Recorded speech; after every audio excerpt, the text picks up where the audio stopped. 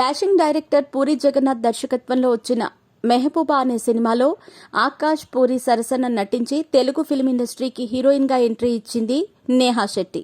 ఎన్నో అంచనాల మధ్య వచ్చిన ఈ సినిమా బాక్సాఫీస్ వద్ద ఊహించని డిజాస్టర్ ని చోటు చేసుకుంది. వాస్తవానికి ఈ సినిమా చూడటానికి బాగానే ఉంటుంది. చాలా రోజుల తర్వాత పూరి జగన్నాథ్ అసలైన స్టోరీ రాశాడు.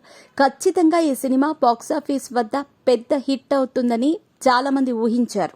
అయితే ఎవరూ ఊహించని విధంగా డిజాస్టర్ను ఈ సినిమా సొంతం చేసుకుంది. చాలా మందికి ఈ సినిమా రిలీజ్ అయ్యిందని కూడా తెలియదు. ఈ సినిమా ఎందుకో ప్రేక్షకులకు ఎక్కలేదు. ఇకపోతే ఈ సినిమా తర్వాత తెలుగులో చాలా సినిమాలు చేసింది నేహా శెట్టి. సిద్ధు జొన్నలగడ్డ సరసన చేసిన డీజే టిల్లు సినిమా సిద్ధుకి మంచి గుర్తింపును తీసుకొచ్చింది. జోష్, ఆరెంజ్ వంటి సినిమాల్లో చిన్న చిన్న పాత్రలు చేస్తూ తనకంటూ ఒక గుర్తింపును సాధించుకున్నాడు సిద్ధు జొన్నలగడ్డ. గుంటూరు టాకీ సినిమాతో తనకంటూ ఒక ప్రత్యేకమైన గుర్తింపును సాధించుకున్నాడు. అయితే కేవలం నటుడుగానే కాకుండా రైటర్ గా కూడా తన టాలెంట్ ను బయటపెడుతూ వచ్చాడు సిద్ధు ప్రేక్షకులను ఆకట్టుకునే సినిమాలు చేసినా కూడా సిద్ధుకు బ్రేక్ ఇచ్చిన సినిమా అంటే డీజే టిల్లు అనే చెప్పాలి. ఈ సినిమా బాక్సాఫీస్ వద్ద అద్భుతమైన ఘన విజయాన్ని సాధించింది. ఈ సినిమాలో సిద్ధు సరసన రాధిక అనే పాత్రలో నేహా కనిపించింది. ఈ సినిమాతోనే నేహాకి సరైన బ్రేక్ వచ్చింది. ఇక ఈ సినిమా తర్వాత నేహా ఎక్కడ కనిపించినా కూడా రాధిక అనటం మొదలుపెట్టారు.